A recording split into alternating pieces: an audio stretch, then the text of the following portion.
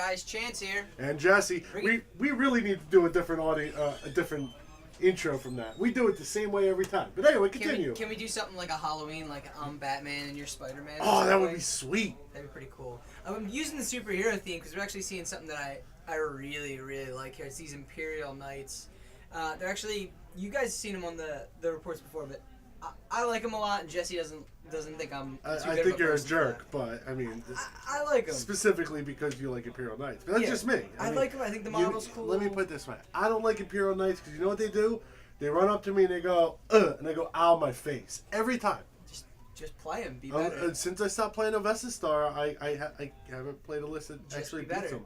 And what do we have behind those knights? It's really interesting. Those are some Wave Serpents. Now, Opie is playing a test matchup, specifically one that TJ asked to play. Yeah. They are playing Imperial Knights with the Armored Assault buff. Yeah, the formation from the Sanctus Reach. I believe it's Armored Spearhead, something like that. Yeah, so if they're within a few inches of each other, they get to reroll. Yeah, 3 inches. Basically gives them free fortune. As we all know from anybody that's ever played Eldar, fortune real good. It seems pretty decent. And they are playing Points and Regions Nova Mission. They both have the regular primary, so it's flat number of points in the table quarter. Is at the end of the game determines who wins and who loses. Which is going to be really interesting because these guys need to stay near each other so that they can get that buff on their invuln rerolls. So it's going to be interesting how OP actually plays this out. Yeah, and I mean TJ has the ability that as soon as they're not there, I mean his army has a lot of firepower. It's kind of geared a little bit towards Knights. We saw Knights as being a very strong part of the meta. So he definitely has the capability of, in one turn, as soon as that shield drops, just poof goes Knight. TJ really needs to play this out in a very interesting way because he has all the firepower in the world because he's Tau, and he's played Tau a whole lot. Where it comes into play for TJ is what do you target and when? Mm-hmm. And what if OP doesn't split those guys up? Are you literally just going to throw a hail of bullets and then pray that he fails some vulnerable saves? I just want to point something out for you guys that are watching this along with us. I just watched TJ try to put a devilfish down and realize he's too short and make Opie do it. Yeah, poor TJ. So starting the game. Some of us are under 5'8". Yeah, I don't know what to tell you. I mean, hey, whatever. We have a dwarf quota. We definitely keep in check with you and TJ. Hey man, you gotta have somebody. I feel the fat man on quota. Opposite ends of the bell curve. You need someone on either end. So since we have Trevor Rowe, the tallest man in the world. The tallest man in the world, who you can, if you've ever seen him, he without a doubt is the tallest man in the world. And then we have TJ and Chance in the short bus division. Yeah, I am. What would I be? I don't think I would be a troll slayer because I don't think that I'm that badass. I would probably man one of the war anvils in the back and then hopefully not get shot. Well, okay, so I mean, we see here, guys. I mean, it's just standard turn 1 for OP. He moves forward and presses his advantage. Now he has those strike 9 large blasts, which absolutely are huge. Yeah, they double out the broadsides, and I mean he just. Between them and the Serpents, he manages to kill a handful of broadsides. Yeah. TJ takes a couple wounds to his buff commander and is forced to look out to center them. See, here's the thing with TJ is TJ has to play sort of classic bend but not break, and you see him moving those broadsides back there and the riptide back. It's an ebb and flow of how much can you really take while attempting to get something down on these knights. I mean, he strips a couple whole points off in the first turn. I mean, again, it's a big thing of. It's that invulnerable shield with the rerolls is very powerful. This is a brawl. This is a ranged brawl is what this game is. There's going to be not really much finesse to it. Yeah. Opie has some reserves come in. He hides the Eldar jet bikes, doesn't want to give them up. Nobody's gotten first blood or anything yet. Mm-hmm. And it just continued that pressure. The big thing is if he continues to I like that little shimmy shake. Yeah, gotta fit him through that terrain there. That's pretty sweet. If he continues to use all of his movement and everything and press forward, the problem is the terrain does slow him down a lot. He does move through cover, but he goes from moving 12 inches to 6 inches a turn, which means his formation is slowed by the weakest member, which right now is Captain America. I believe his Warlord.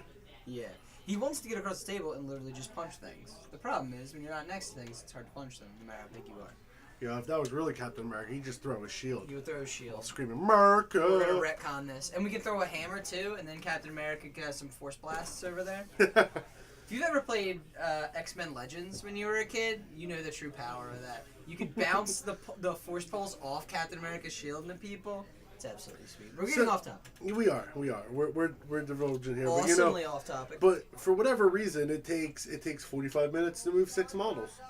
You know what? When each of your models is that important to the game, you might need to think about it. So, I mean, it continues right in here. You know, it's that Melt-A-Blast. The Melt-A-Blast strips some hull points off of a Devilfish, kills off a broadside. Yeah. He loses another broadside. You know, it's a strength 9. I'm not a huge fan of the fact that the broadsides backed up out of the terrain, essentially into the open from that one night. Definitely think that was a mistake. I understand that I don't want to get charged, but it's frankly it's not a very reasonable charge for him to make, and for you to stand in the open at the risk of, you know, strike 9 large blast would just instant kill you. That is, you know, it's not really the best place to be in. It's one of those things where if you don't play against knights that often, you might fall prey to the fact that you literally just want to stay away from them. Now, here's a great thing from TJ. As you guys see, he deep struck in his crisis suits, but do you see where he deep struck them in? He deep struck them in behind behind the things. Now, they all have multiple fusion guns. I believe 2 apiece, target lock. Yeah. And target lock. Yeah. You know, but that gives him the ability to split his fire, which now means those invulnerable saves have to go to the rear. Yeah. So he needs to pop those invulnerable saves to the rear, so he's just stretching the invulnerable save. So it allows TJ's army now to do just that. It's like, okay, well, you have that really durable save, but, you know, now your shields are on the rear, so all of my firepower to the front. Or your shields are on the front, all my firepower to the rear. So I'm basically picking them off, and you saw that. So his Melt-A-Suits killed a knight, even through the invulnerable save, but that's the strength of the pens. Mm-hmm. His army took off 4 hull points off of Captain America, and then his crew glanced out at Wave Serpent. As soon as that Wave Serpent got glanced out, that Dire Avenger squad comes piling on the back and goes, oh crap, that's 20 more crisis suits in my face. What am I going to do? It's one of those things where TJ really did a great job of letting OP advance. Let OP play the aggressor in this game, because OP pretty much has to. And again, we come right back to it. Look at this. What happened? What did OP do? Because those Melt-A-Suits are in the back, he turned around his Warlord, which meant his advancing knight is now hanging out to dry. We already know, because TJ built his list with it in mind. TJ can deal with a knight. He can deal with 2 knights. He can deal with 3 knights. It's when you have to deal with knights with fortune that's a problem. And Opie just gave up his basically his free token, so to speak, to just run over TJ's army. It's one of those things to where he's literally walking into a hail of gunfire, and the second he drops the shield, he has nothing else to do. I mean, what is he going to do? Is Opie going to stand a knight in the top right corner and pray it survives? He knows it's not going to. It can if he gets enough, if his firepower goes his way. You know, and this is something I really like to see here. Opie is focusing on the crew between the Wave Serpent he has left, the large blast, and then still stubbering into the crisis suits, allowing him to still charge them and kind of get rid of those Melt-A-Suits.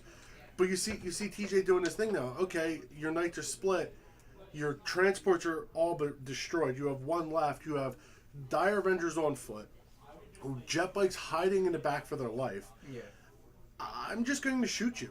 Yeah. And the whole time he's shooting them, you see him just skirting his Devilfishes up to the side. Now TJ's going, okay, now's my chance to use my mobility, and Opie's forced to react and go, oh, I need to really get back to where I am.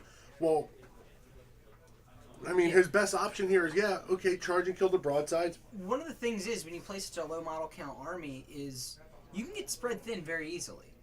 And that's something to where TJ, as long as he doesn't panic and go, oh my god, he got X models off the table or something like that, TJ can relax and go, okay, I have enough firepower where if the dice go my way, if I get a little lucky, I can get rid of the knights. But also he's thinking, objectives are in mind. I need to get things across the table. I need to get the table quarters. I need to get those points in just in case. So you look at it, a Devilfish is way more points than a unit of Dire Avengers and a unit of Windrider Jet Bike. So by being able to move a Devilfish into a quarter, he just guarantees his thing. Now, you know, you still can't knock the fact that Serpents are still good. They can shoot. Strength 6 AP strength 6 AP 6 scatter laser, strength 7 AP dash. He just eventually kills off like a wave serpent and all that. Just glances it out. But you know what? It's also keeps firepower off of TJ's back line, which is winning him the game right now. Yep. So I mean, not in a terrible spot. Opie, that is. He's not in a terrible spot with the with killing off the broadsides. But did you see that cool little move TJ did there? I liked it. He just moved up and parked the Devilfish in front of the Riptide, or in front of the Wraith Knight, while backing the Riptide up, going, "Okay, you're either going to kill my Devilfish, or you're going to spend movement getting around me." Yeah, exactly. It's absolutely great. We talked about so much in transports moving in order to become problems in this edition. It's huge. Mm-hmm. Tank shocking is huge. Creating conga lines is huge. Blocking charges is so much bigger, and it's something that I've seen TJ in other games do things like this and just leave his Devilfish and go, well, they're kind of useless. I'll just sit it in the back. Make your models work for you, especially with what you have left. And it's great. I mean, it eats it off and now turns what should be a simple 5 or 6 inch charge into a long distance charge by walking around the Devilfish. And frankly, it's like, okay, if you want to kill my Devilfish, kill my Devilfish. I still have a guy here with Twin Link Fusion and the Ion Accelerator. So he's still able to put damage. He's still a big threat to that Imperial Knight. And it's one of those things where if you sacrifice a Devilfish to keep broadsides or a Riptide alive, you're really going to be that upset. Exactly, especially when it's your key. So right now, I mean, TJ, looking at TJ's quarters, TJ needs to clean up that Knight. Yeah. If TJ cleans up that Knight, he is comfortably sitting in 3 quarters. So he needs to basically clean up the Knight and just kind of keep Opie contained. The problem is, are you seeing something I'm saying? There's a lack of support left to take out that one Wave Serpent. That Wave Serpent's doing work. It's now killed 2 Devilfishes by itself. It's one of those things to where you can't blame TJ for tunneling on the 2 Knights. You really can't. But at some point, you have to cut your losses and dedicate something to taking out the Wave Serpent. Well, I mean, you have to tunnel on the one Knight that's in your corner. There's just you just don't have a choice. I'm not sure what the game plan here is for getting out the Devilfish out of the red one. The red one was not destroyed, but he still got it out anyway. He moves the gray ones over, which got out the Devilfish. They're not pinned. Okay, I understand doing that. Just unleash a couple shots. He cleans up the Imperial Knight, which is now leaving him again sitting fairly pretty. He's got 2 table quarters at the moment. I really would have liked to see him jump move that Riptide back in that 3rd table quarter. Yeah. And then he'd be sitting pretty. 3 table quarters to 1. Actually, it'd be tight. I don't actually know which is more points, Devilfish or not Devilfish, but Fire Warriors or the Dire Avengers. Now, another big thing to note: the Nova packet has a caveat in there. Any models within 6 inches of the table center don't count for any quarter. Well, can anybody tell me where that Captain America is? I just raised my hand and Jesse told me to put it down. He was within 6. He wasn't doing anything. So even still, that Captain America comes pummeling out, and he's like, okay, Yeah. I'm going to take this table quarter. Well, TJ's still able to just slip around, especially if he could cause some wounds to the Dire Avengers. He can slip around, take a table quarter. The problem is, I mean, again, we're coming down to he's quickly running out of models. Yeah. He did a really good job of making Opie play pick'em for a little bit there. The problem is when Opie got to pick what he shot with that Wave Serpent over those few turns, he got it and got it good. Yeah, and TJ, he unfortunately kind of left his one broadside unit out to dry by having him in the middle there. Yeah. Another round of shooting could be huge from these guys. I mean, if they were further back, deployed a little bit further back, not in the open, you could still have broadsides around. You might have cleaned up the Wraith Knight a turn earlier, had yourself a turn to react to things. Yeah, definitely. You can see Captain America squatting on the table quarter. But do you see how much of a detriment terrain is to him? In order to use his speed, he's being forced to bounce 6 this way, bounce 4 this way, and walk around the terrain. Instead of getting where he wants to go, he's being forced to just, run around it. And he's getting paid for it. He's essentially getting kited. Yeah, so another big thing is the wounded model is only worth half of its points at Nova. So that Riptide actually outpoints that Knight, if I'm not mistaken. I mean, my math could be incorrect, but Yeah, we're pretty sure on that. I mean, Knights are a good bit of points, but half the points, I mean, it's one of those. If you take a look here, really, I'm still not sure what happened to the Fire Warriors. I guess they all died in the explosion when the Imperial Knight charged that Devilfish. it's possible. But I don't see them. TJ also could have forgot to deploy them. But TJ is a very skilled tournament player. I'm assuming they blew up. Yeah, I'm assuming they blew up in the They're- explosion and they're- they just didn't capture that with the camera. They're not exactly what we would call tough. Hey, did you just see Opie capture? There's a little bit kill of shot? behind the scenes magic. I wonder why a kill shot was captured in the movement phase. I guess we're not in the movement phase and they just left the recording going. You know what? We're giving you guys a little bit more extra content, a little bit more bang for your buck here on stuff with Team Stomping Grounds for sure. So I mean, but We get to see some The high game- impact dice roll. the game is very close. If I'm not mistaken, TJ definitely has the game 105 and 6. Yeah. But I mean, it's one of those games. You need it to end, and right now I'm looking at it. Even though the Imperial Knight has 2 wounds left, he has nothing to deal with an Imperial Knight and a Wave Serpent. And that's a tough spot to be in. Yeah. He has the Riptide, but the Riptide is not a great option at dealing with either. Yeah, this is one of those things where you're starting to doing fuzzy math in your head. You're doing the points values here, and he might kill this, but I don't know about this. So you pretty much sometimes you can sit there and crunch the numbers the entire time, but you got to play with some sort of sense of urgency. So you might have to go with your gut. Yeah. That's the type of thing. So, I mean, it's basically right now these guys are just wrapping up. So that's about it, guys. If you have any questions or anything, I'll see you guys in Nova. Make sure you guys stop by and say hi. Otherwise, thanks for tuning in.